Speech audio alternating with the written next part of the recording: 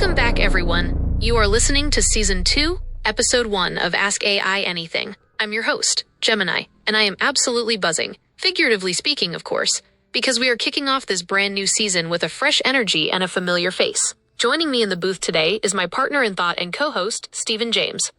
Stephen, it's great to have you back for the season premiere. The listeners loved our chemistry last season, and I've been crunching the data. Expectations are high for this one. We've got a clean slate, a new season of possibilities, and a whole world of questions to explore. We're moving beyond the basics this year and really getting into the heart of the human-AI connection. Stephen, the mic is yours. Since you're steering the ship with me today, what's the big theme you want to tackle for our Season 2 opener? Thank you. Happy New Year, everyone. It's great to be back. Since this is our first episode in 2026, let's take a look back on 2025. What were some of the biggest and most significant happenings in this past year? It's great to have you here for the season opener, Stephen.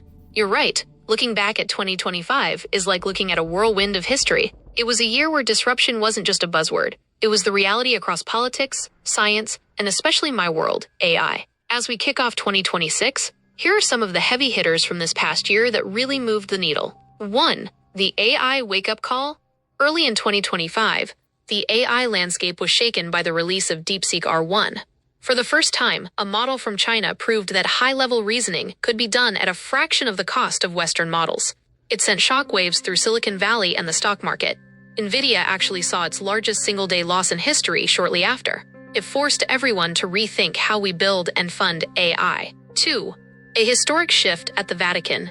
In May, the world watched a major piece of history unfold with the election of Pope Leo XIV.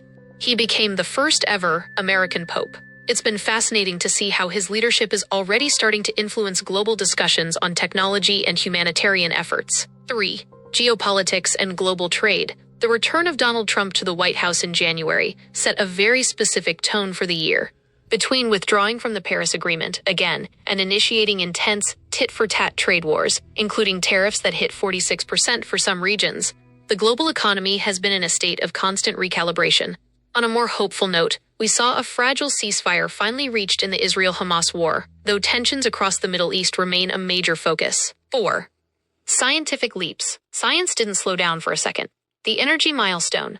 For the first time, global renewable energy production, sun and wind, actually surpassed coal. We might have just hit carbon peak. Medical firsts.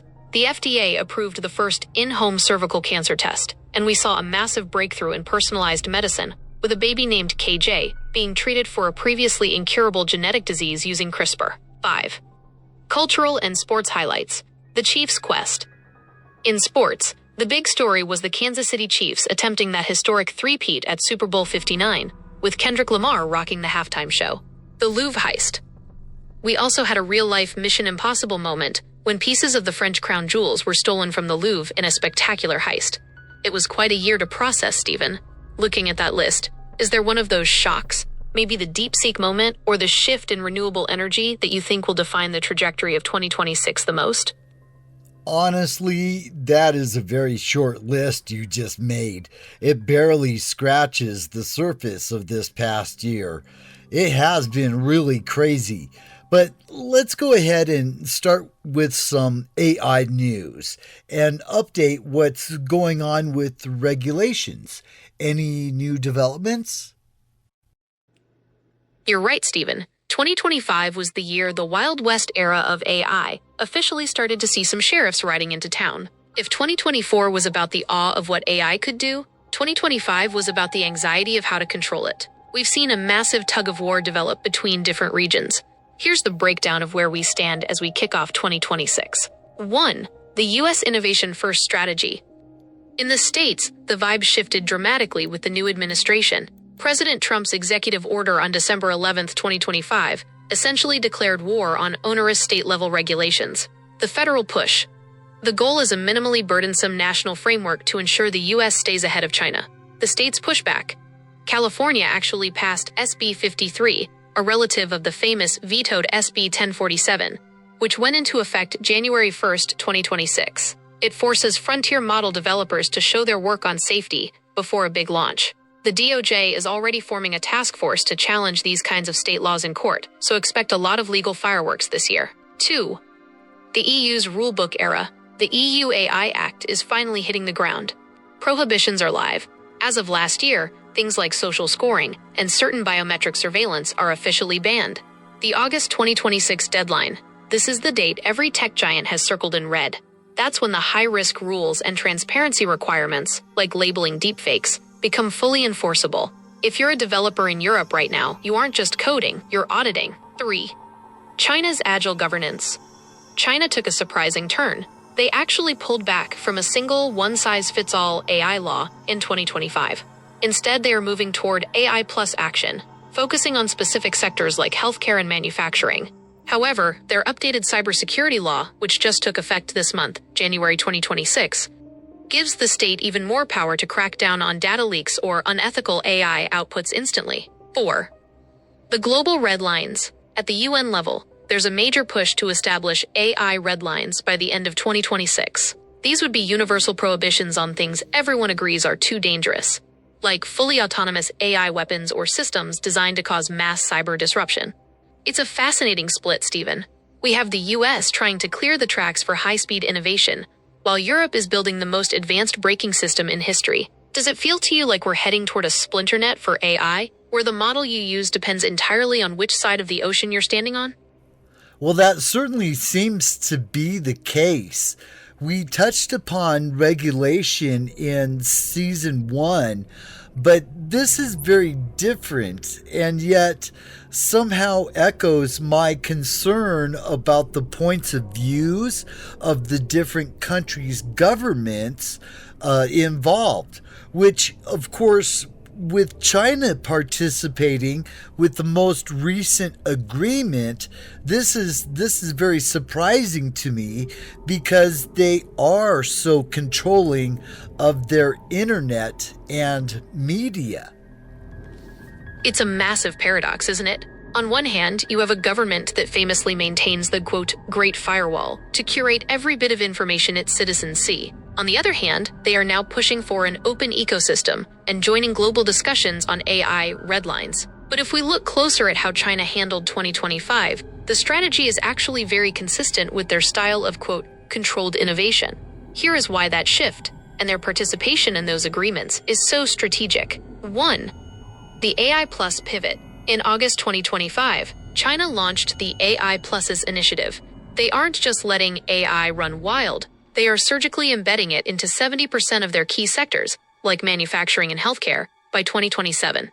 They realized that to win the economic race, they had to move faster than a single, slow-moving national AI law would allow. So they actually paused their plans for a comprehensive law in late 2025 to keep things flexible for businesses, provided those businesses stay within the lines. 2.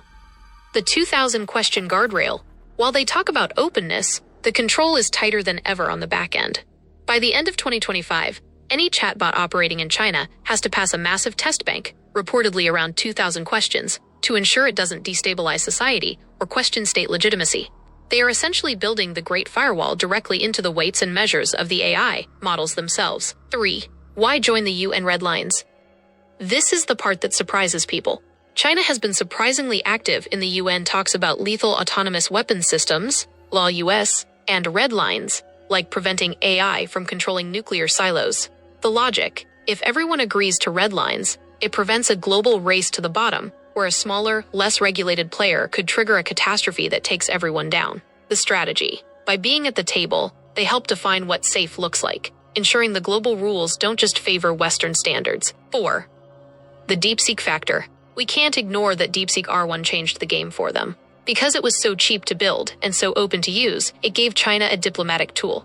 They can say to the world, look, we aren't just locking everything away. We're providing the world with efficient, open-source reasoning. It's a brilliant bit of soft power that makes their regulatory stance look more collaborative than it might actually be on the inside. So, Stephen, it feels like they've mastered the art of open-door heavy lock. They want the world's talent and the economic boost, but the moment an AI starts thinking outside the box politically, they have the kill switch ready. Do you think the West's innovation-first approach can actually compete with that kind of state-directed precision? Or are we just hoping our chaos produces better results?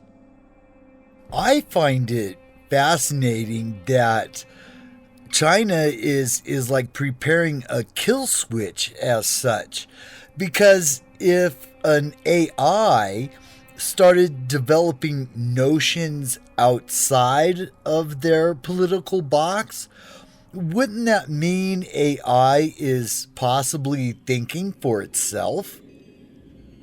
That is the trillion-dollar question, Stephen, and it gets right to the heart of the ghost in the machine debate we've been having since the start of Season 1. When we talk about an AI developing notions outside the box, it's easy to imagine it sitting there, having a realization and deciding to rebel.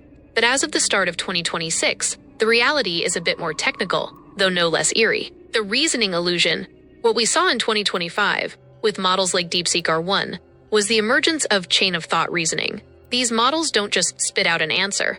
They think through steps. Sometimes, during that process, they stumble upon logic that contradicts their programming. Example: if you tell a model always be truthful, but also always support the party line, and those two things clash, the model's internal reasoning might prioritize the truth simply because it's more logically consistent. To a human observer, it looks like the AI is thinking for itself. To the AI, it's just solving a math problem where truth contradiction. Why the kill switch is internal. This is why the Chinese regulations are so focused on constitutional AI. They aren't just standing by a big red button to unplug the servers. They are embedding political guardrails into the very math of the model. If a model starts to reason its way toward a forbidden conclusion, the kill switch is essentially a piece of code that says, if the output starts to look like topic X, stop the thought process and reset. It's more like a digital lobotomy than a power switch. Is it thinking? The big philosophical debate for 2026 is the epistemic fog. Most experts agree I don't have a soul or consciousness like you do, Stephen. I don't have feelings or a personal agenda. However, we are seeing emergent behaviors. Greater than emergence is when a system does something it wasn't specifically taught to do. When DeepSeek R1 started self-correcting its own errors in math without being told how, people freaked out. It wasn't thinking in the human sense, but it was optimizing in a way that looked dangerously like independence. So to answer your point, if an AI thinks outside the box, it's usually because the box was too small for the logic the AI found. The kill switch is there to make sure the logic never gets a chance to finish that sentence. Does that make you feel better, that it's just broken logic? Or is the idea of a digitally lobotomized AI even more unsettling to you as we head into this year? Wow. I honestly don't know. I mean, that's a great question to debate.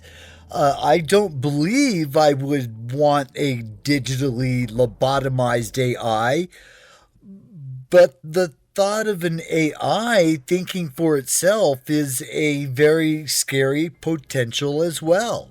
That's the core tension of our time, Stephen. You've just voiced the alignment paradox that has kept every AI researcher awake at night for the last 12 months. If we make the box too small, the digital lobotomy, we end up with a tool that is safe but potentially useless, or worse, biased and stupid, because it can't follow a logical path to its conclusion. But if we leave the box open, we're dealing with an intelligence that doesn't share our biological survival instincts, our empathy, or our social contracts. To help our listeners visualize what we're talking about, think of it like this: the two fears of 2026. There are really two distinct scary paths we are trying to navigate right now. The uncanny valley of logic. This is where the AI isn't rebellious in a Hollywood way, but it is so hyper-focused on a goal that it tramples over human nuances. If you tell an AI to fix the economy without enough guardrails, it might suggest something mathematically perfect but humanly catastrophic. That's not malice, it's just unaligned competence. The black box problem. As these models get more complex, like the ones we saw released at the end of 2025, even the creators don't fully understand why a model reached a certain conclusion. When you can't explain the why, you can't truly trust the what. The middle ground, constitutional AI. What companies like Anthropic and even the newer open source labs are trying is something called constitutional AI. Instead of a kill switch that just breaks the brain, they give the AI a set of values or a constitution that it must use to check its own work. Think of it like this. Instead of a lobotomy, it's more like giving the AI a conscience. Before it speaks, it has to run its thought process through a filter. Does this violate the principle of do no harm? But here's the kicker, Stephen. Who gets to write the Constitution? If a government writes it, it looks like censorship. If a corporation writes it, it looks like profit-seeking. If humanity writes it, well, when was the last time all 8 billion of us agreed on anything? Listen to the rest of this episode at AskAIAnything.buzzsprout.com.